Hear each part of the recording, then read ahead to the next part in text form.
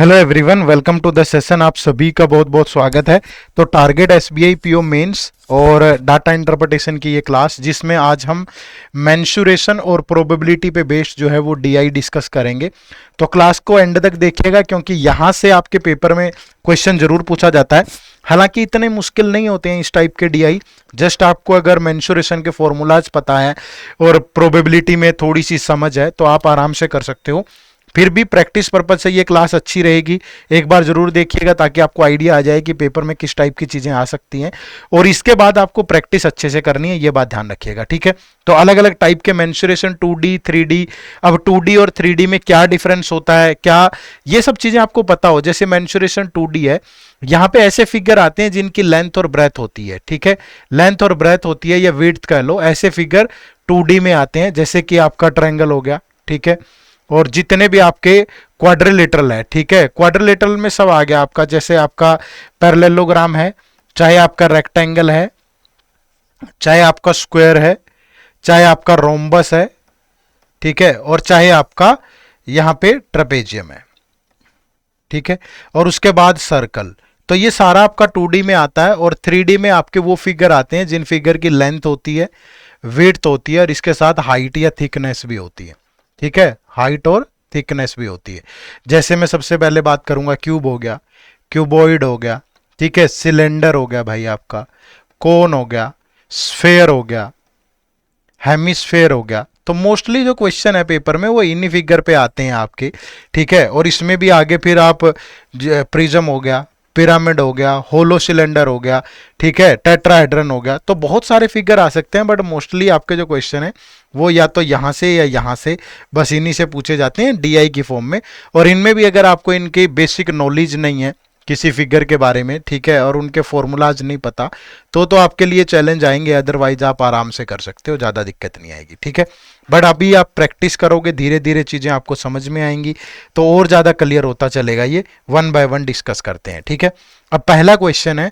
अब first question में क्या दिया हुआ है ये समझिएगा। क्या कह रहा है कि a farmer on 5 different field each of a different 2D geometric shape, ठीक है। वो रेक्टेंगल है, स्क्वायर है, सर्कल है, ट्रायंगल है एंड सेमी सर्कल है।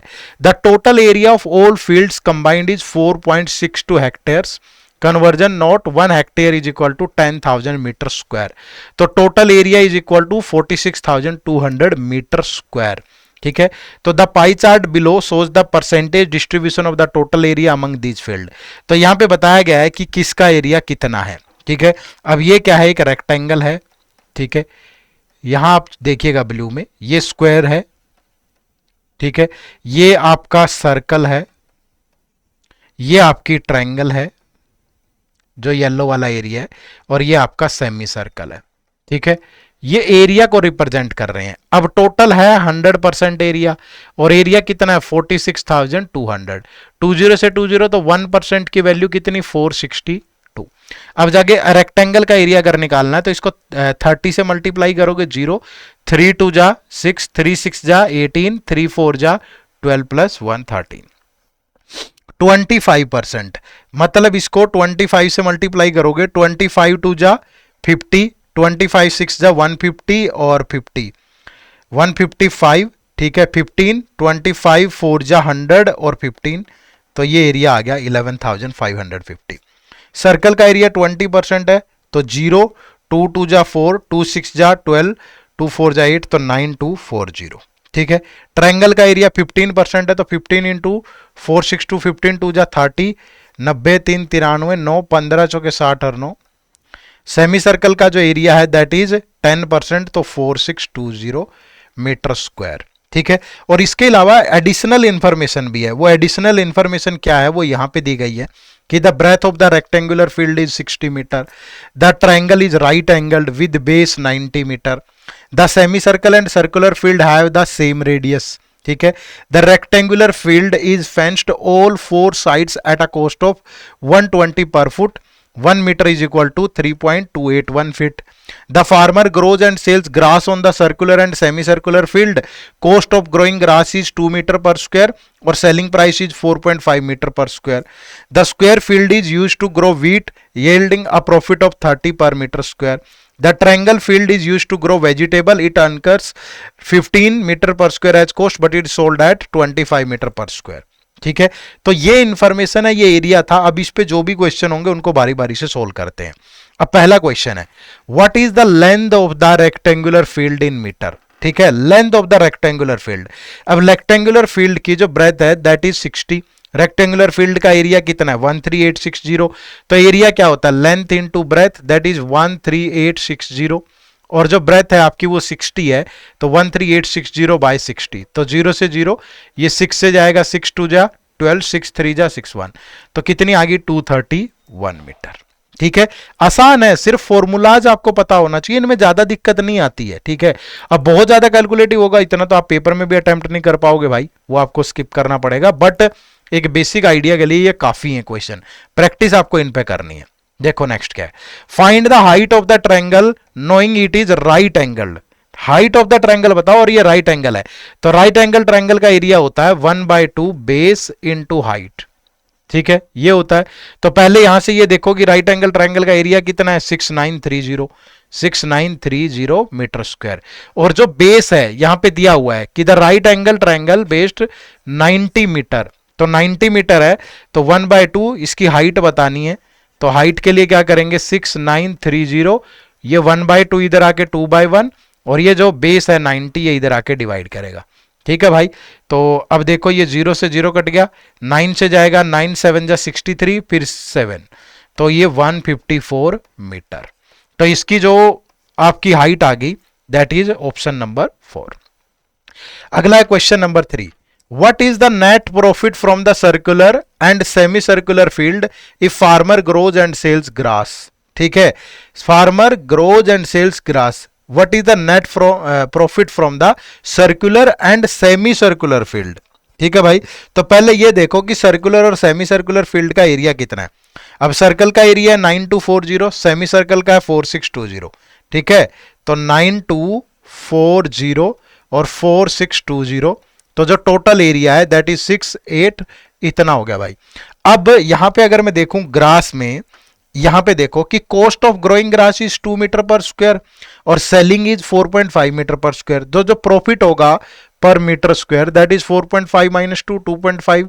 तो जब 13860 इंटू 2.5 करोगे तो डिवाइड में 10 कर दो, डेसिमल के नाम का 25 6 जा 150, 25 8 जा 200, तो 21, 25 3 जा 75, तो 6, तो फिर 9 कैरी हो गया, 25 और 9 34, तो 34650 that is given in the option number 4। तो ये आपके क्वेश्चन का राइट आंसर होगा। क्लियर है, चलिए next question number 4, what is the total fencing cost for the rectangular field. Total fencing cost, अब फेंसिंग कॉस्ट क्या होती है भाई, ठीक है, टोटल बतानी है हमने यहां पे कि फेंसिंग कॉस्ट। अब टोटल अगर फेंसिंग कॉस्ट की मैं बात करूं तो यहां से पहले तो ये देखो कि रेक्टेंगुलर फील्ड का जो एरिया है दैट इज 13860। ठीक है, अब रेक्टेंगुलर फेंसिंग कॉस्ट तो ये होगी ना, फेंसिंग कॉस्ट तो मतलब पैरामीटर आपको लेना है।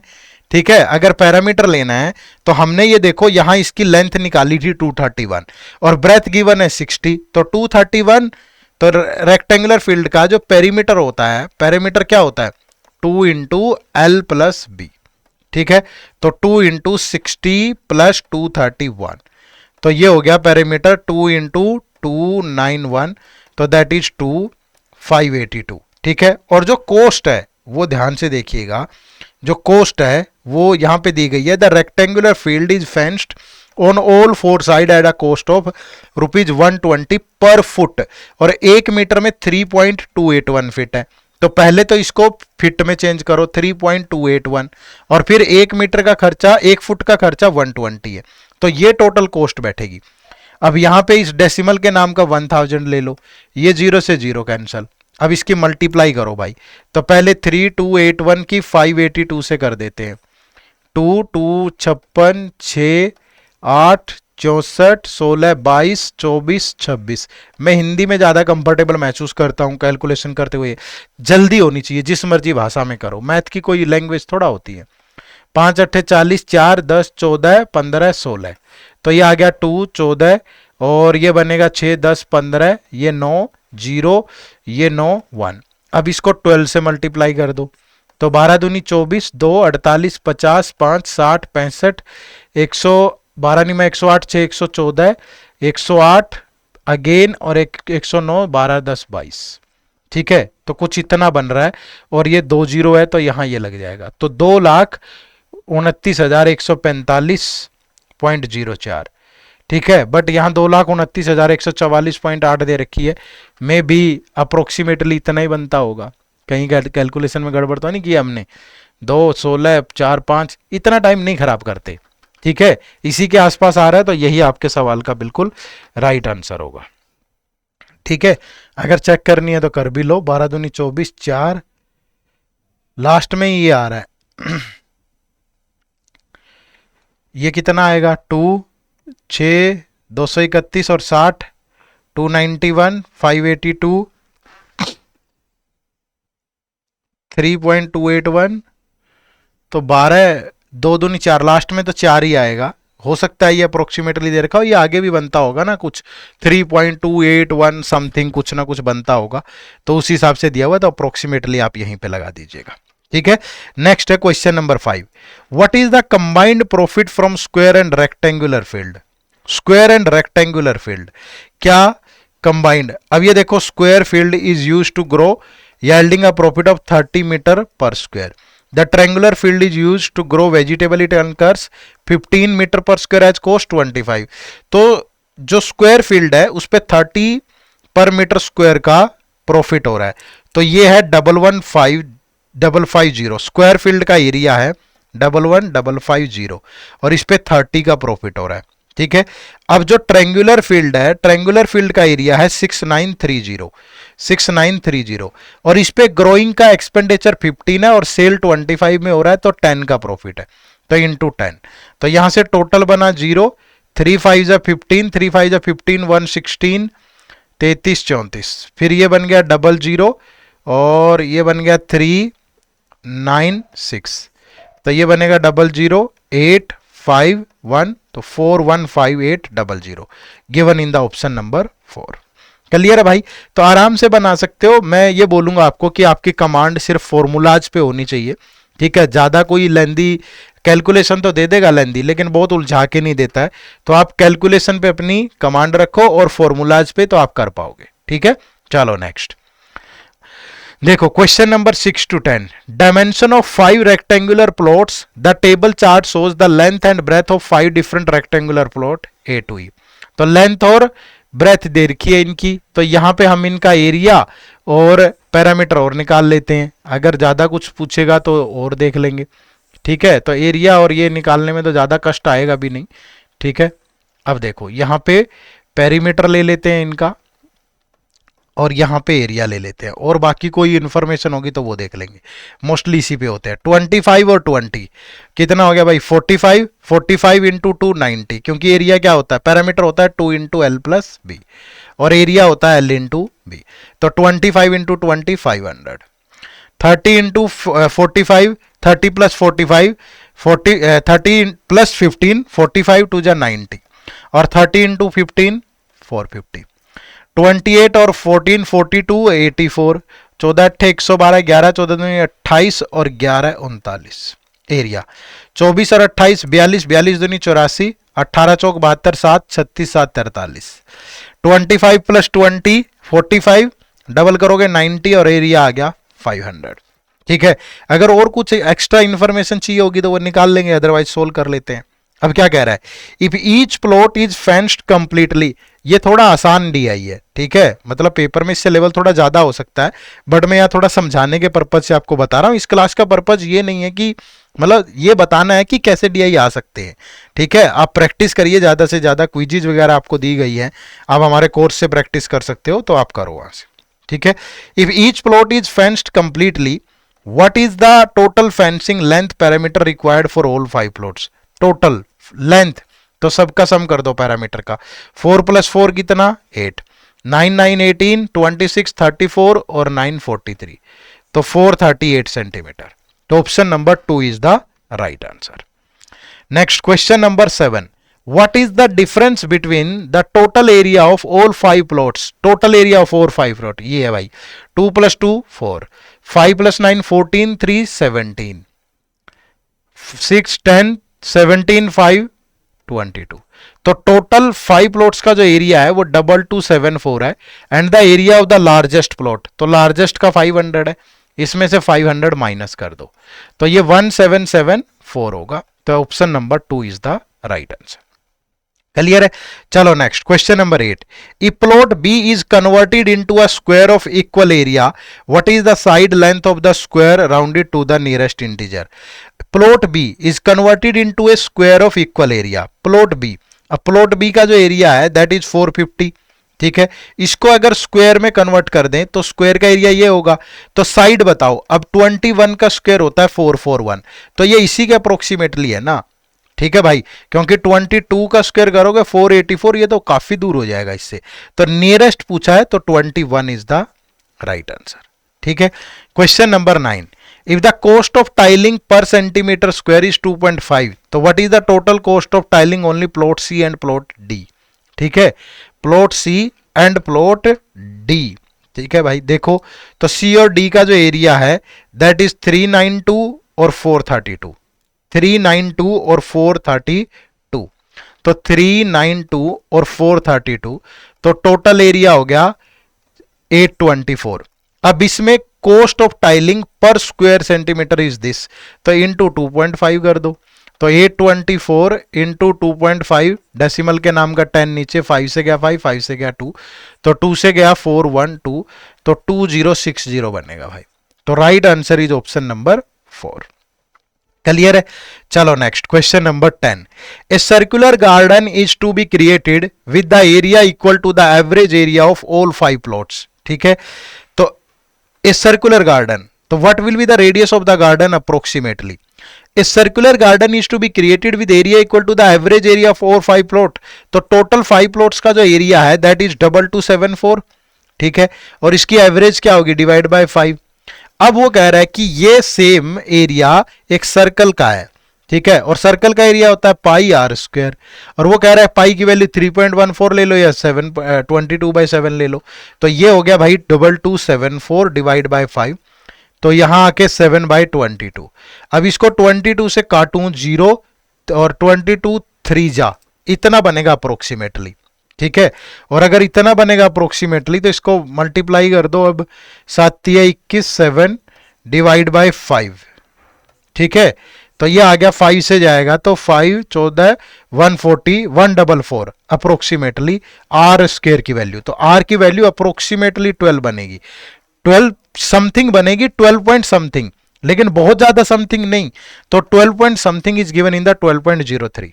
ठीक है, क्योंकि यहां ये 1.03 समथिंग आ रहा है, ठीक है, बहुत ज्यादा नहीं है, 12.0 समथिंग है, तो ये एक ही ऑप्शन में गिवन है, ऑप्शन नंबर 3 में। ठीक है, तो आप इस तरीके से इस पूरे डीआई पे बेस्ड सवालों को सोल्व कर सकते थे। क्लियर है जी? चलो नेक्स्ट क्वेश्चन नंबर 11 to 15, ये भी आपको बनाने हैं भाई 1 by 1।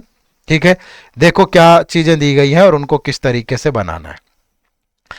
A packaging company manufacture 5 type of containers using different 3D shapes: cylinder, cone, cube, cuboid and sphere. The table below gives partial data on their dimension, volume, surface area and cost of material used. So some values are missing and need to be calculated.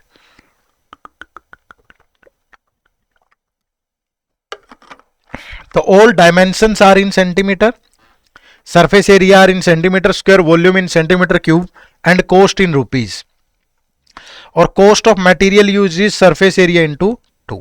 ठीक है, अब ये दिए हैं container A B C D E, यहाँ shape दी है different, यहाँ इनकी डायमेंशन दी है, यहाँ किसी की वॉल्यूम दी है, किसी की मिसिंग है, किसी का सरफेस एरिया दिया है, किसी का मिसिंग है, ये कॉस्ट है भाई। अब क्या पूछ रहा है, what is the volume of container A, ये कंटेनर ए है, अब ये सिलेंडर है, सिलेंडर की वॉल्यूम होती है पाई आर स्क्वायर एच, मैंने पहले ही कहा था आपकी फॉर्मूलाज पे कमांड होनी चाहिए भाई, तो पाई कितना 22/7, आर स्क्वायर यानी 7 × 7, और हाइट कितनी है एच, तो 22 7 154 और ये 10, तो 51540 सेंटीमीटर क्यूब।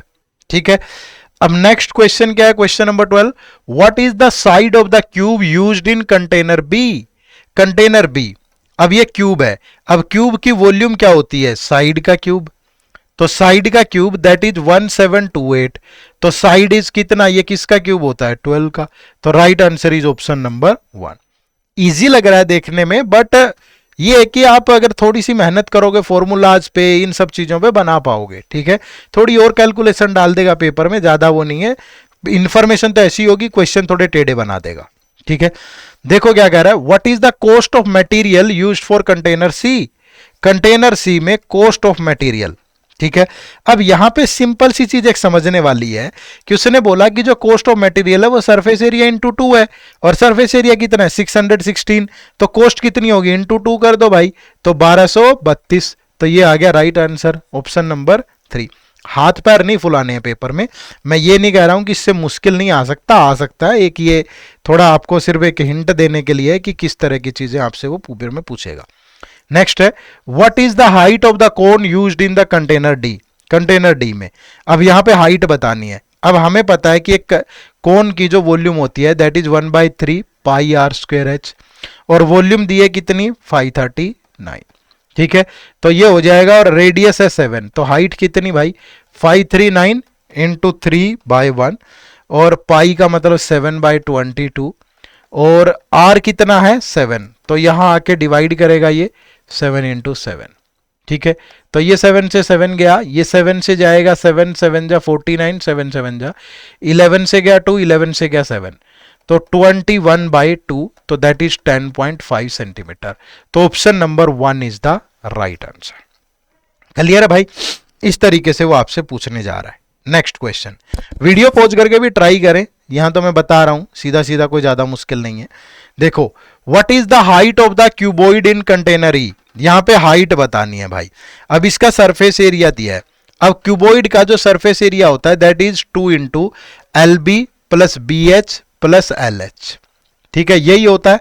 अब यहां पे एल बी और एच, तो 14, एल कितना है 14, बी कितना है 7, और हाइट को एच ले लो, तो 2 इंटू एल बी, तो 14 इंटू 7 98, बी एच यानी 7h, L H 14 into H, और that is equal to surface area कितना है 748, तो ये बन गया 21h इंटू 2 यानी 42h, that is equal to 748, और ये इधर 2 से मल्टीप्लाई होके 196 माइनस होगा, तो 8 माइनस 6 गया 2, 14 माइनस 9 गया 5, 6 माइनस 1 गया 5, तो h is equal to 552 divide by 42, 21 से गया 2, 21 से गया 2, ठीक है 42, और कटेगा नहीं, ठीक है, तो 4 से भी नहीं कट रहा, 2 से काट लो 21, 2 से काटोगे तो 276, ठीक है, फिर 7 से कट गया 3, 7 से कटेगा 7 3 जा 21, नहीं कटेगा 7 से भी, तो 276 है, 21 से ही काट दो ना, 21 1 जा, फिर बच गया 6, 21 3 जा, तो 13 point something given in the option number 5 only, ठीक है। तो यही आपके सवाल का बिल्कुल सही जवाब था, और ऐसे ही आपको बनाना था भाई, ठीक है। चलो आगे बढ़े, नेक्स्ट क्वेश्चन। यहां भी इंफॉर्मेशन बड़े अच्छे से दी गई है, और ये थोड़ा सा पिछले सवाल के मुकाबले में अच्छा सवाल है, ठीक है। क्या है, a warehouse stores fluids in 5 types of container, ठीक है, 5 types of containers, cylinder, cone, cube, hemisphere and cuboid.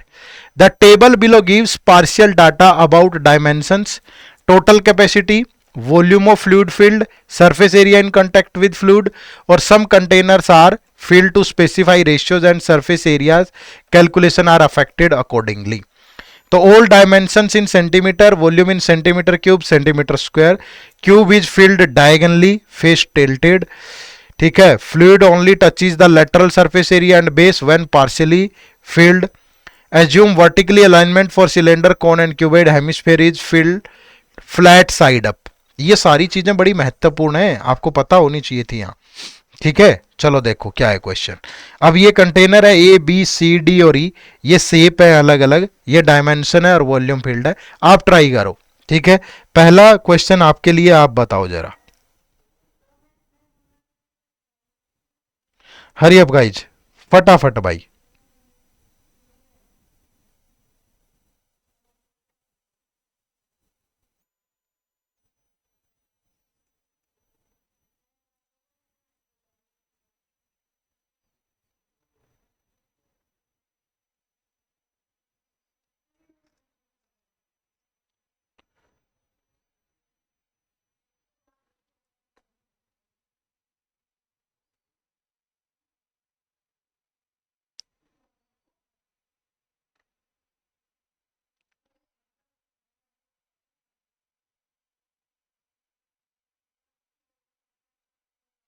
Solve करो फटाफट।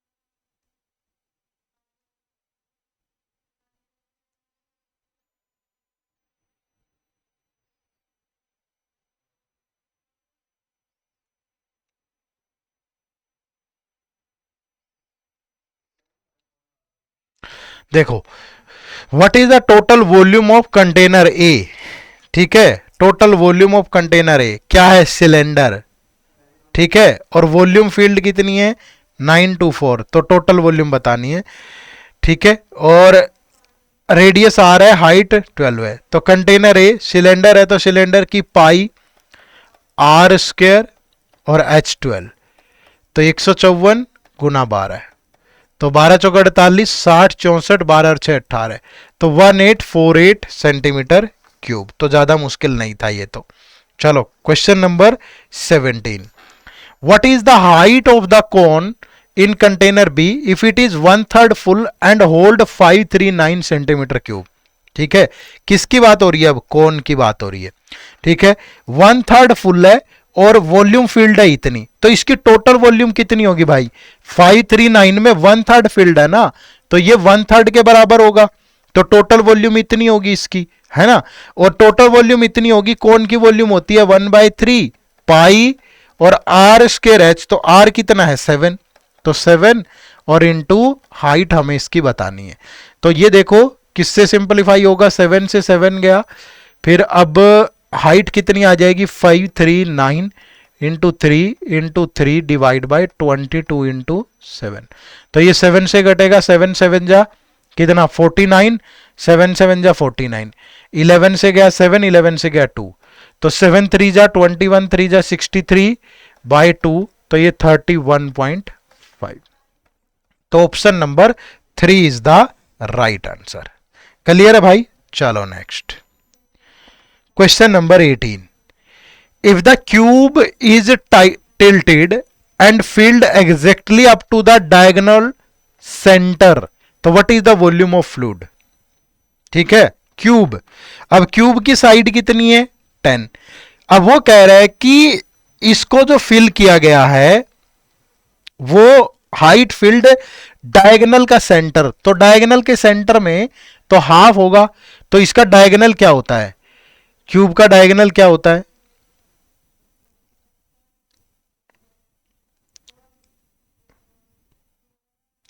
स्क्वायर होता है ना, ठीक है, हर एक साइड स्क्वायर की तरह होती है, तो स्क्वायर का डायगोनल हो गया √2a, और अगर हाफ तक है तो डिवाइड बाय 2, तो ये हो गया √2 डिवाइड बाय 2, और ए कितना है भाई, ए है 10, तो ये आ गया 5√2, और √2 की वैल्यू होती है 1.41, अगर इतना ही लेके चलें तो 5 5 के 20, तो 7.05,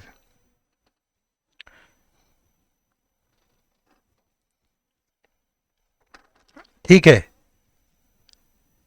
अगर पूरा ही आगे भी ले जाना है तो ये 1.514141 ऐसे चलता है, थोड़ा और आगे बढ़ा लूं, 5 के 20, 5 7, ये ले लो, इतने तक ले लो, तो 7.07 हो गया भाई, ठीक है, अब जो वॉल्यूम फील्ड होगी, जो वॉल्यूम भरेंगे ना क्यूब की, अब उसमें ये लेवल तो इतना है, तो हाइट तो डायगोनल तक हो जाएगी, पर ये और ये तो उतनी रहेगी ना, ब्रेथ और विड्थ। तो वॉल्यूम फील्ड कितनी होगी, यहां ले लें। तो जो वॉल्यूम फील्ड होगी, वॉल्यूम फील्ड कितनी होगी, length into breadth into height, 7.07।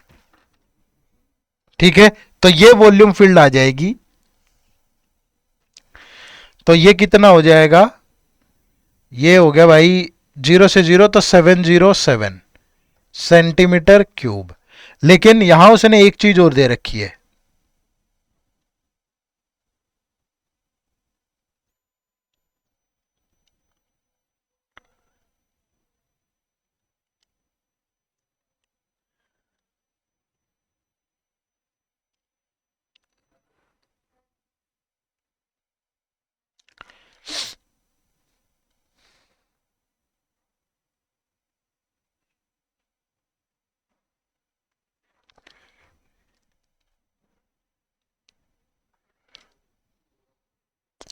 क्योंकि बोल रहा है कि cube is filled diagonally, face tilted. तो अगर फेस टिल्टेड है तो फिर वो हाफ हो जाएगा। ठीक है, तो अगर इसका हाफ कर दे तो 353.5 दे रखा है, क्या दे रखा है ये रहा। ठीक है, डायगनल टिल्ट है ना, अगर ये डायगनल टिल्ट है तो फिर वो, अगर आप देखोगे एक ट्रायंगल प्रिज्म वाला लॉजिक लगा लो तो हाफ ही जाएगा। तो दैट इज 353.5। नेक्स्ट,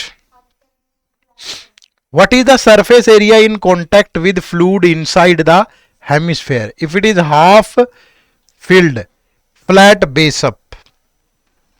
तो सरफेस एरिया क्या होता है एक हेमिस्फीयर का, 3πr²। तो 3π, हेमिस्फीयर की रेडियस कितनी है 7, तो 7×42, 4 7×42 और 4 46, तो 462 सेंटीमीटर स्क्वायर। ठीक है, लेकिन ये नहीं होगा, फ्लैट साइड अप है, hemisphere is field flat side up. अगर फ्लैट साइड अप है तो फिर टोटल नहीं लेंगे, इसका कर्ड सरफेस एरिया लेंगे, तो जो कि होगा 2πr²। ठीक है, टिल्टेड है ना, तो 2πr² लेंगे सिर्फ। सरफेस इन कॉन्टैक्ट बोला है उसने, ये देखो ना, with the surface in contact है, तो फिर ये नहीं लेंगे, ये लेंगे भाई, तो ये राइट आंसर नहीं होगा। तो 2πr² ले लो, 2πr²। तो 44 गुना 7, 7 चौके 28, 308 सेंटीमीटर स्क्वायर। ठीक है,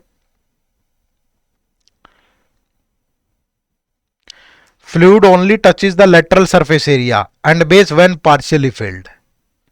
ठीक है, और यहां बोला भी है कि सरफेस एरिया इन कॉन्टैक्ट है, तो ये वाला राइट आंसर होगा 308। ठीक है, चलो नेक्स्ट, ये बनाना है। ये आप लोगों को एक मैं होमवर्क भी दे रहा हूं, ठीक है, ताकि आप लोग भी थोड़ी सी मेहनत करें और आपको भी थोड़ा आइडिया आए कि हाँ इस टाइप से चीजें सॉल्व होती हैं। ठीक है, तो ये आपको बनाना है भाई, क्लियर है सभी को। चलो, तो इसका आंसर जो है वो कमेंट करके जरूर दीजिएगा। चलो नेक्स्ट, ये क्वेश्चन है, read the data carefully and answer the following question. The pie chart given below represent data of number of balls black plus white in 5 different bags A, B, C, D and E। तो ये total number of balls in 5 bags हैं, together 1200, और total number of black balls in 5 bags together is 700। ठीक है, तो अब इसको solve करना है।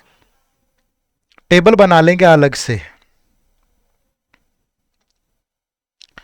यहीं बना लें कि आगे बना लें, अगले पेज पे, अगली स्लाइड पे बना लेते हैं। यहाँ एक टेबल बना लेते हैं बढ़िया सी। यहां ले लो बैग,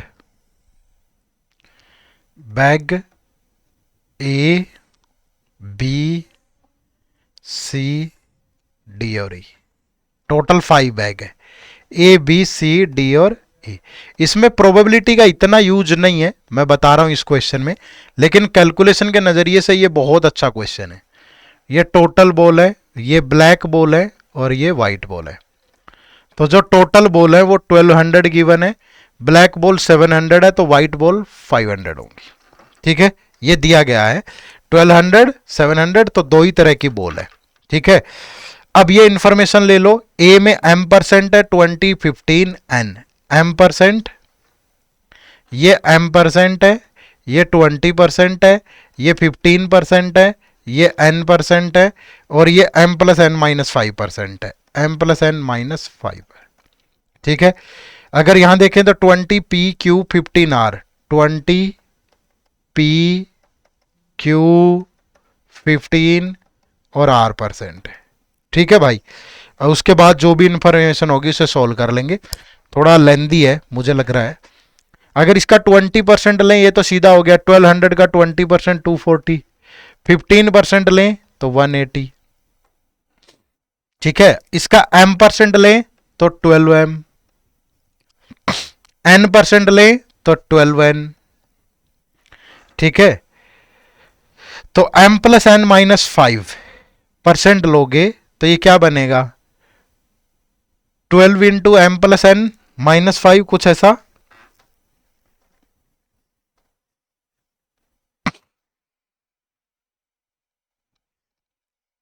चलो देखते हैं, क्या पता आगे सोल्व ही हो जाए।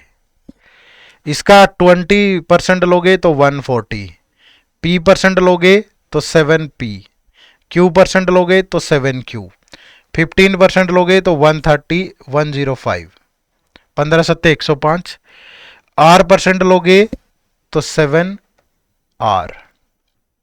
ठीक है, अब देखते हैं और इंफॉर्मेशन क्या है। अब यहां देखो कि number of white ball in bag D is 61/4% of the total number of balls in bag B.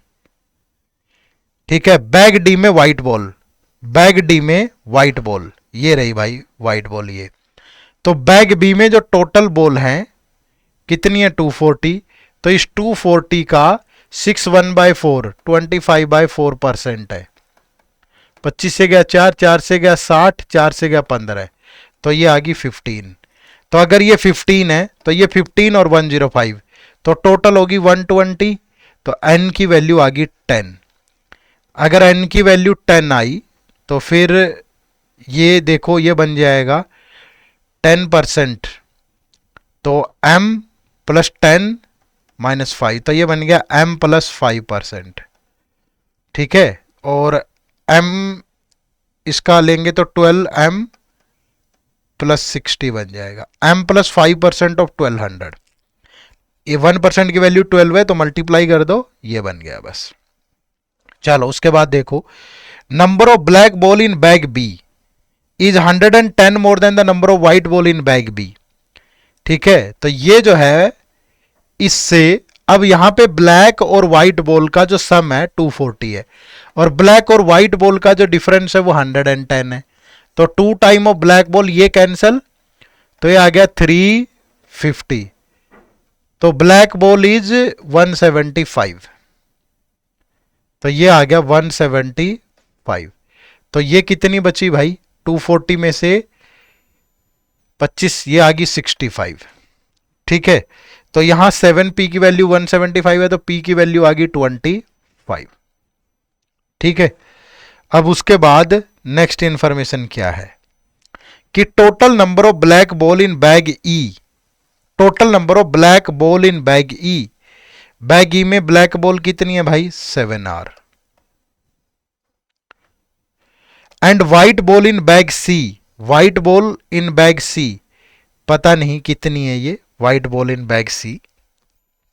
अगर मान के चलूं 180-7q, क्योंकि टोटल 180 है, ये ब्लैक 7q है, तो 180-7q, तो 180-7q exceeds the total number of black ball in bag C, black ball in bag C, that is 7q, and white ball in bag E, white ball in bag E, ये हो जाएंगी भाई 12m+60-7r, 12m+60-7r, ये जो है ये इनसे 100 ज्यादा है तो +100, तो एक कंडीशन ये है। ठीक है, अब ये कैसे सोल्व होगा, ये सोल्व ऐसे होगा, m की वैल्यू भी आ जाएगी तो फिर क्यू आर में बच जाएगी इक्वेशन। अब अगर मैं यहां से टोटल बॉल देखूं तो 12m, टोटल बॉल कितनी 12m plus 240 plus 180 plus 120 plus 12m plus 60, सबकी सम कर दो ना इसका, दैट इज इक्वल टू 1200। तो 12m 12m 24m, ये 300 480 उधर जाके माइनस होगा, माइनस 480, तो ये बच गया 720, तो m की वैल्यू आ गई 30। ठीक है,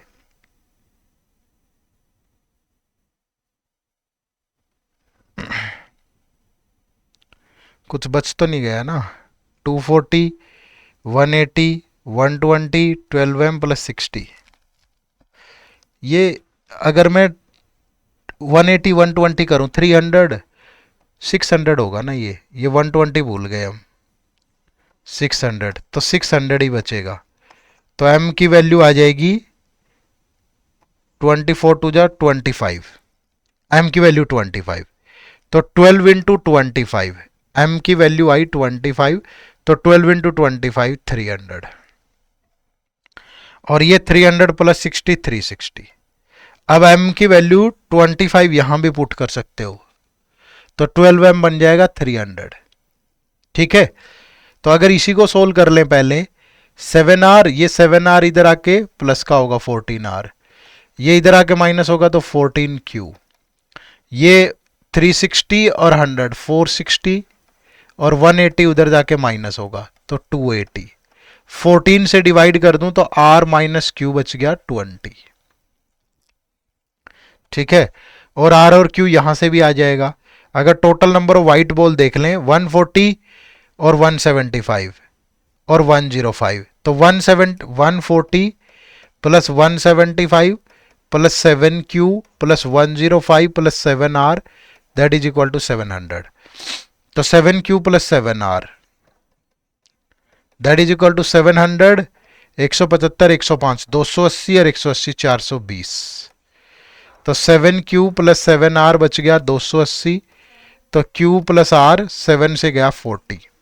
ठीक है, तो यहां r प्लस q आ गया 40, तो 2r की वैल्यू होगी 60, तो r की वैल्यू आ गई 30, तो r आ गया 30, तो q आ गया 10, p आया है 25, ये सारी वैल्यूज लिख लेना, और m 15, तो n आया है 10। क्योंकि जब भी इतनी लंबी चौड़ी सी इंफॉर्मेशन दे देता है, कैलकुलेशन ज्यादा होती है, वहां क्वेश्चन आसान होते हैं हमेशा। ठीक है, तो अब r और q की वैल्यू पुट कर दो भाई, तो यहां 7q, q की वैल्यू 10 है तो 70, तो ये बच गया 110, 7r यानी कि 210, 360 माइनस 210 ये बच गया 150, और ये 300 माइनस 140 बच गया 160। ठीक है, तो पूरा ही सोल्व हो गया, आराम से अब जो भी क्वेश्चन होंगे वो आप बना सकते हो। ठीक है, देखो पहला question, if 20% of the white balls in bag E are taken out from the bag, 20% of the white ball in bag E, bag E में व्हाइट बॉल कितनी है 150, तो 150 का 30 20% are added in bag A, तो bag A में पहले से 300 ball है तो ये बन गया 330। Then find the difference between the number of white ball in number of black white ball and number of black ball in bag A, तो भैया 30 की 30 व्हाइट है, चेंज होगी बस, तो ब्लैक 140 है और ये 160 थी, तो 140 ब्लैक है और व्हाइट पहले 160 थी, अब 30 और ऐड होके 190 होगी, तो दोनों में डिफरेंस कितने का 50 का, तो option number 3 is the right answer. ठीक है भाई, बना सकते हो, मुझे नहीं लगता कि ज्यादा दिक्कत वाली बात है, आराम से बना पाओगे। ठीक है, चलो question number 22, the number of black ball in bag E, black ball in bag E, bag E में ब्लैक बॉल कितनी है 210, is what percent of the total number of ball in bag A, bag A में total number of ball कितने हैं 300, percentage कह लो probability कह लो एक ही बात है, कोई इतना ज्यादा अंतर नहीं है। ठीक है, तो 70%, option number 4। Find the difference between the total number of white ball in bag B and D together, white ball in bag B and D, तो white ball in bag B 65, D में 15, तो 65 और 15 80। And the total number of black ball in bag C and E together, black in C and E, तो ये 70 है और ये 210 है, तो ये 280 हो गया। तो इन दोनों का डिफरेंस 200 होगा भाई। ठीक है, next question number, which of the following option is correct? The difference between the number of black and that of white ball in bag C is 50। Bag C में 180 और सॉरी 70 और 140 कितना है भाई? 70 और, मैं पेन का कलर चेंज कर लेता हूँ, ये 70 है, ये 110 है, डिफरेंस 40 है, तो ये तो करेक्ट नहीं है। Total number of balls in bag C and D together is equal to the total number of balls in bag E. C और डी का सम ए के बराबर, तो 180 120 300 और 300, ये बिल्कुल करेक्ट है। ठीक है, तो option number 2 is the right answer. Find the difference between the average number of black ball in bag B and D together. B और डी में ब्लैक बॉल का एवरेज, तो ये 175 और 105, 280 का average 140। Number of white ball, average number of white ball in bag A and E together, white in A and E, तो white 160 और 150, 310 का एवरेज 155, तो दोनों का डिफरेंस 15। ऑप्शन नंबर 3 क्लियर है। चलो नेक्स्ट क्वेश्चन नंबर 26 से 30, ये ट्राई करो भाई फटाफट, पहले आप लोग बनाओ।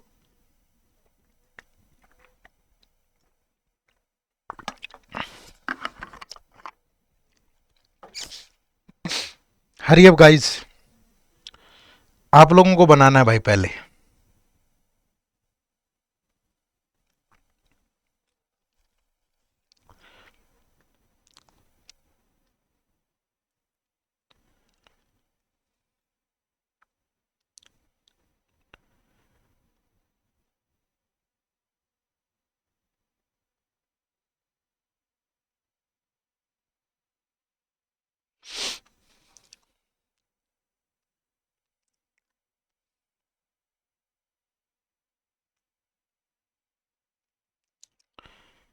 फटाफट ट्राई करो।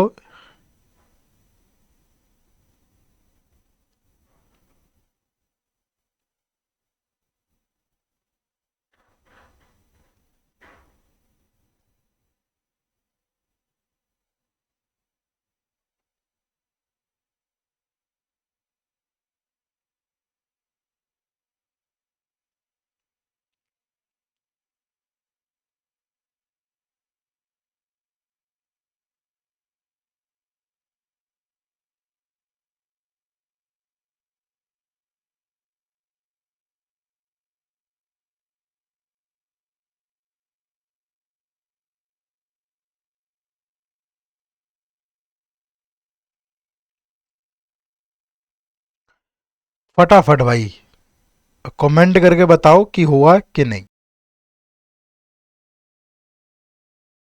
Based on the information given below, there are 3 bags, bag A, B and C containing 60, 23 and 20 ball. ठीक है, each contain ball of 3 colors, saffron, white and green. Bag A, B, C, saffron, white, total.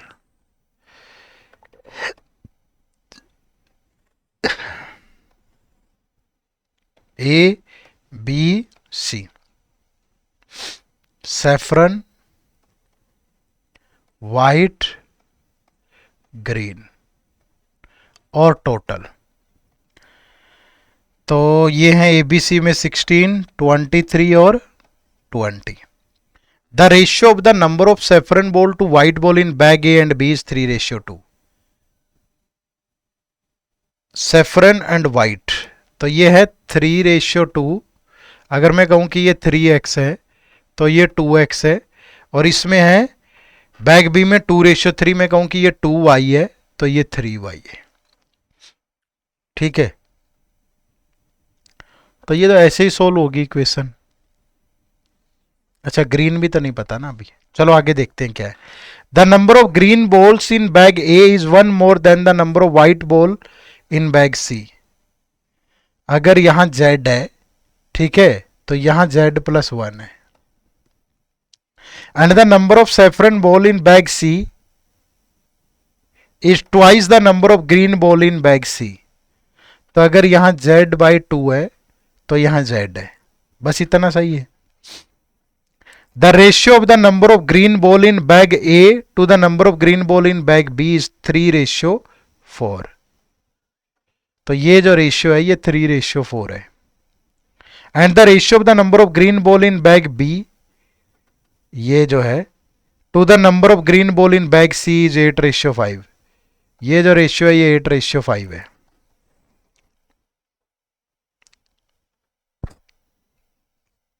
ठीक है, अब इसको इस नजरिए से भी देख सकते हो कि अगर मैं यहां बोलूं कि टोटल 16 बॉल है, माइनस ग्रीन बॉल कितनी आएगी, सेफ्रॉन प्लस व्हाइट माइनस कर दो, 16 minus 5x that is z+1। ठीक है, और अगर यहां देखूं 23 माइनस 5y, ये आ जाएंगी कितनी, ये 3 और 4 है।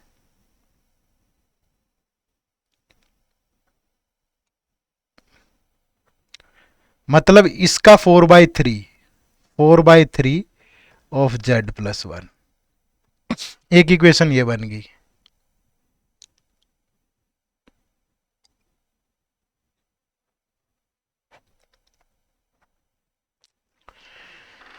ठीक है, तो किसी से भी सोल्व कर लो यार, ऐसे तो कोई बहुत बड़ी बात नहीं है। अगर इसको फ्रैक्शन में नहीं रखना, हम इसको ऐसे ले लेते हैं, ये 2z+1 है। चलो और आसान बना लेते हैं इसको थोड़ा, ज़्यादा फ्रैक्शन में ले जाके भी कोई वो नहीं होगा। ये z/2 है,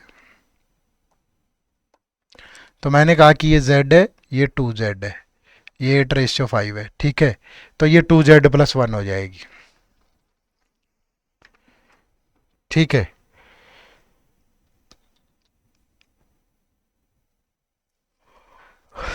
तो एक तो आ गया 16 - 5x, 16 - 5x that is 2z+1। ठीक है, और फिर ये आ जाएगा 23, जेड में ही चेंज करो भाई,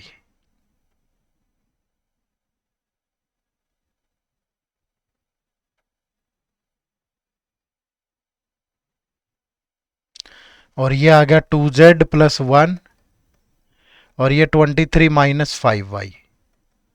ये यहाँ पे ग्रीन बॉल इतनी आएंगी ना, 23 - 5y, तो ये रेशियो है कितना, 3/4। ठीक है, ये एक्स और जेड में आ गया।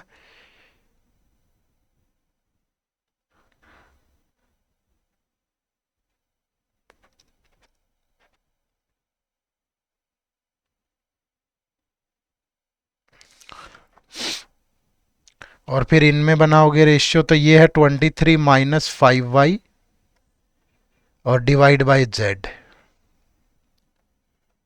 ये रेशियो है 8/5। तो यहीं से सोल्व कर लो, y और z है। ये बन गया 8z+4, 69 - 15y, तो ये बन गया 8z+15y इज इक्वल टू 65। ये उधर जाके माइनस होगा, ये करोगे 115 - 25y is equal to 8z, तो 8z+25y that is equal to 115। तो माइनस कर दें, तो माइनस का 10y माइनस का 50, तो y की वैल्यू 5 आ गई।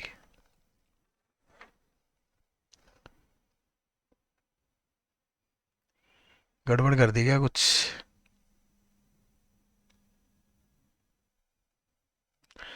2z+1 और 23 - 5y, 3/4 में है, तो 4×2 = 8, 4, 69, 15, 15y, 69 में से उधर गया 65, 23 - 5y, और ये z है, तो ये 8:5 में ही था ना।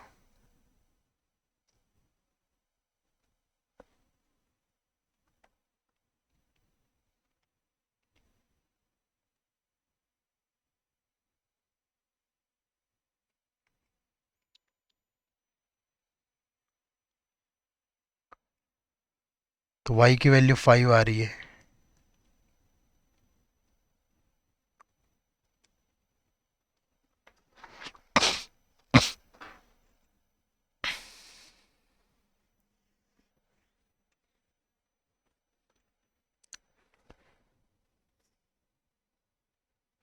तो z की वैल्यू कितनी आएगी फिर, इधर पुट कर ले। 115 माइनस 125, नहीं ये गड़बड़ है। जेड नेगेटिव आ रहा है ना, जेड नेगेटिव कैसे आ सकता है?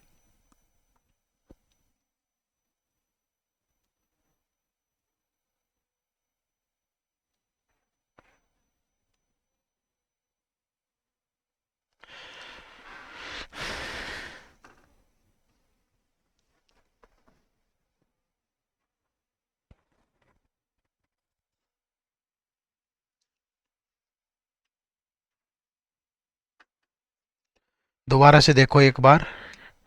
The ratio of the number of saffron ball to white ball in bag A and B is 3:2। 3:2, ठीक है। एंड 2:3, 2 और 3। The number of green ball in bag A is 1 more than the number of white ball in bag C. अरे यार, ये white ball 2z है, white से ज्यादा है ये। The ratio of the number of green ball in bag, ये the number of green ball in bag A is 1 more than the number of white ball in bag C. इससे ज्यादा है 1।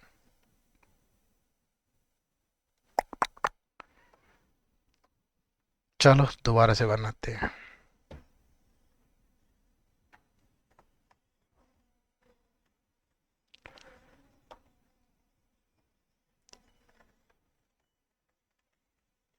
अब तो मसला ही खत्म हो गया फिर।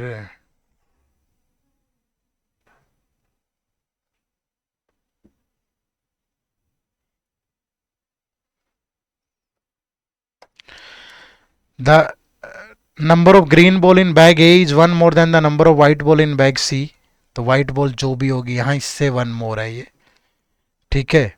And number of saffron ball in bag C is twice the number of green ball in bag C. तो ये 20 - 3z बच गया फिर, और इस 20 - 3z से 1 ज़्यादा है ये, ठीक है। और फिर ये रेशियो है 3:4। तो अब तो बन जाएगा, फिर क्या दिक्कत है।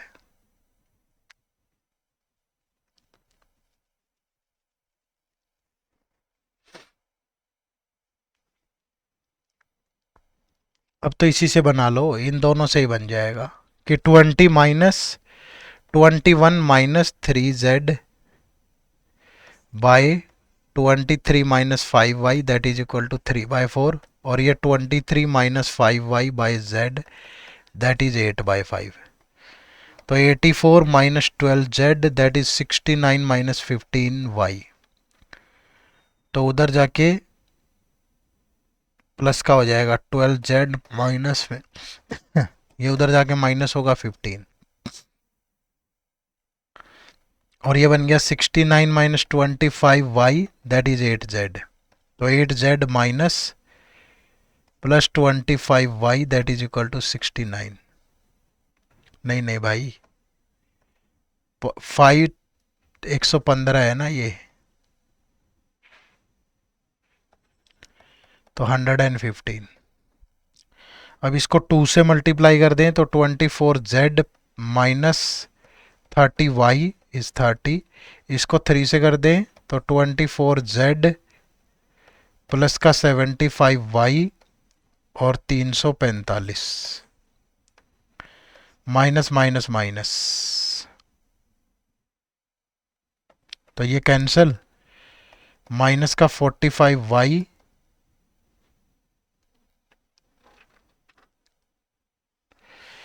अब भी नहीं बनेगी क्या बात?